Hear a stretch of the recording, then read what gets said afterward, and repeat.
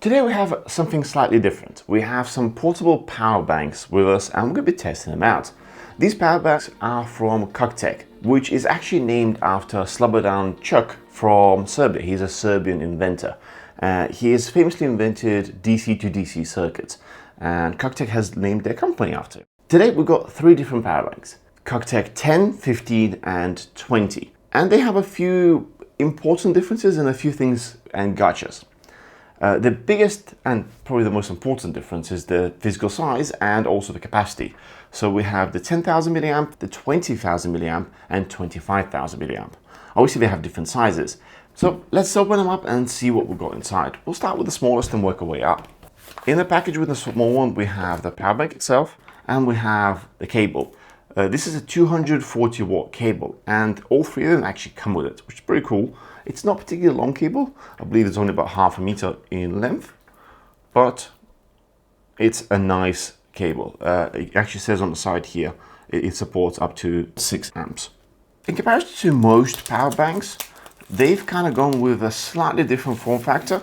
Rather than keeping to a flat style power bank, they're actually reserving the space. Well, they're actually gone with the kind of rectangular shape because of the cells they're using inside. These are more standard lithium ion cells. Their form factor looks a bit like batteries, so hence why we have a thicker and kind of easy to hand power bank.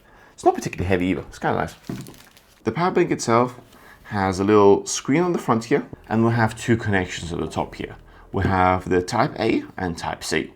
It's pretty straightforward. Let's boot it up. I like that it has a screen. It's kind of cool to have just general info what's going on in the power bank. So these are the main features. We'll get into the details of each one of these a bit later on when we do the review. So let's put this to the side. The larger one is literally twice the size in terms of battery capacity, and is kind of twice the size in the physical capacity too. It's got actually a longer cable. It also has a little screen, but the screen here is way smaller, and there's a reason for that. This power bank is twice the capacity, but actually doesn't have that many more features. It has an extra Type C port, so you got two Type Cs and one Type A, and the screen literally only shows how much battery you've got remaining. That's it. It has no other features inside of here, so it's just kind of bang for your buck, loads of power, and see how much power you got left. Next up is the big boy. So it's only marginally bigger. It's 25,000 milliamp, but it has more features, both in terms of power delivery as well as the screen itself. And as you can see here, it's even packaged slightly differently. So got a little box with it. So got the cable.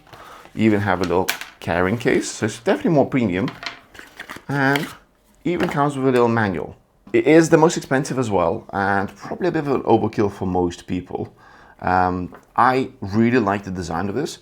It's definitely chunky. Like in comparison to this, it feels way heavier. It also has two Type Cs at the top and one Type A, and you can kind of start seeing inside for what other components inside, which is really nice. And it has a big screen. So out of the three, this screen supports the most features, and we'll go through them a bit later on. One thing to note, while these power banks are advertised to have particular wattage, so for example, this large one is rated for 210 watts of output power they can deliver. That doesn't necessarily mean that you can do that on all ports. And in fact, on all three of these, they can do different amount of wattage per port depending on what you've got plugged into it and how many ports are being used at the same time. So we'll go through that in the main review. We're going to use them for a bit and give you a summary of which one you should use and for what reason. Let's get into it. After using these power banks for a couple of weeks and putting them through rigorous testing, I found there's quite a lot to discuss. Let's start with capacity. We tested these power banks just as you might with a phone. In my case, I was using Samsung S24 Ultra, which has 5000 mAh battery. This immediately brings up a problem with all power bank marketing. The units that we've tested are advertised as having capacities of 10, 20 and 25,000 mAh, but their actual rated capacity is significantly lower. The problem we have here is the way that these companies calculate the numbers. They look at the raw battery cell capacity, which is running at 3.7 volts. But USB devices are charged at 5 volts or more, and that means that the capacity at high voltage is smaller. Plus, there is some loss due to energy conversion. Unfortunately, this problem is very dominant in the industry, and most companies don't even disclose the actual amounts. In this example, we can actually see that Cuktech 10 is rated at 5,500 mAh at 5 volts, the 15 is 11,500 mAh, and the 20 is at 13,500 mAh. This is crucial to note because of our real-world testing. We used our phone, and with the V10 we managed to get 1.2 phone charges over multiple sessions by partially charging the phone. With the 15 we managed to get almost exactly 2 full charges, and with the V20 it was 2.2 charges over multiple sessions. Considering that the phone was still active and using power, this mostly aligns with the advertised capacity in terms of how many times you can recharge your phone. I also tested the V20 on charging my Asus laptop using power delivery. It fully recharged the laptop and still had enough power left to charge an additional 21%.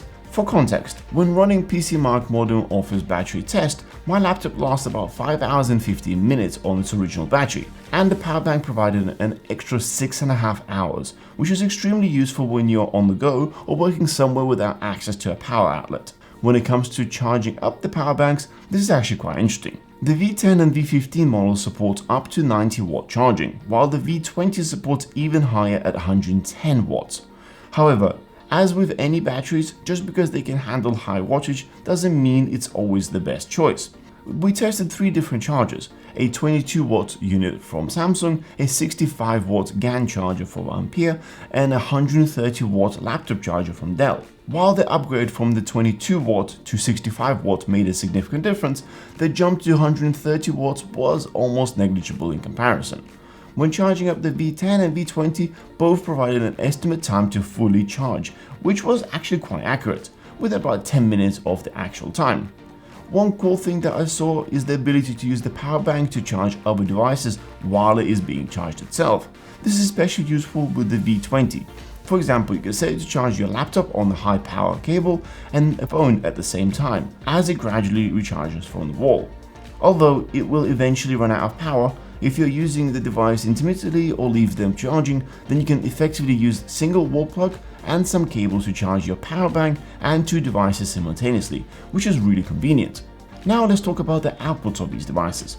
They support a wide range of charging standards, including power delivery, QC, FCP, and other fast charging technologies. Although the actual figures are slightly lower than the advertised ones, I didn't find this to be an issue. With the V10 you can charge up to 120 watts through the Type-C port and up to 33 watts through the Type-A port. The 120 watt is primarily for the Xiaomi devices, using power delivery, but you can also provide around 100 watts for laptops. The V10 overall can deliver a maximum of 150 watts when both ports are used simultaneously. The V15 is also supporting 120 watts on the first Type-C port, up to 33 watts on the second Type-C port, and the same 33 watts on the Type-A port. But just like the V10, it has a maximum output of 150 watts across all 3 ports combined, so if heavily used, be aware they will slow down. The V20 on the other hand can deliver 140 watts through this first Type-C port, 60 watts through the second Type-C port, and 30 watts through the Type-A port. It also has the ability to be charged through either of the Type-C ports, though not simultaneously, and it has a maximum output of 210 watts. That is actually a significant amount of power, enough to sustain most laptops and then some, while the battery lasts of course. However, even with the high wattage capacity, these units also offer low current mode for lower power devices like headphones or other accessories. To activate this mode, simply double click the button. Speaking of features, the display of the V10 provides information on battery life, remaining charging and discharging time, as well as power and voltage. If you click the button, it will go to the next page with more info. The V20 offers all the same information, but it also displays everything on a single page for all 3 ports, and it even includes overtime graph on the second page. While this might seem like a gimmick, especially considering that the V15 lacks these features despite similar performance, I found it quite useful. Personally, I really enjoyed playing with different cables and chargers and discovered that one of my travel adapters was actually outputting far less power than expected. So for me, the V20 now is also going to be a benchmarking and troubleshooting kind of device. It's also worth noting that even the largest of the power banks still falls within the Airline Approved size limit of 90 watt-hours, which is quite convenient. Which brings us to the conclusion. When we started doing this review, honestly I was struggling to wrap my head around reviewing power banks. They hold power and charge devices. But these Cuktech units are actually handier than just batteries and have some sweet features. I like how they feel in hand and they deliver solid performance, though they aren't the cheapest options available. They seem to be positioned as a direct competitor to Anker, and I think they're worth considering. What do you guys think? Which features do you prioritize most when choosing a power bank?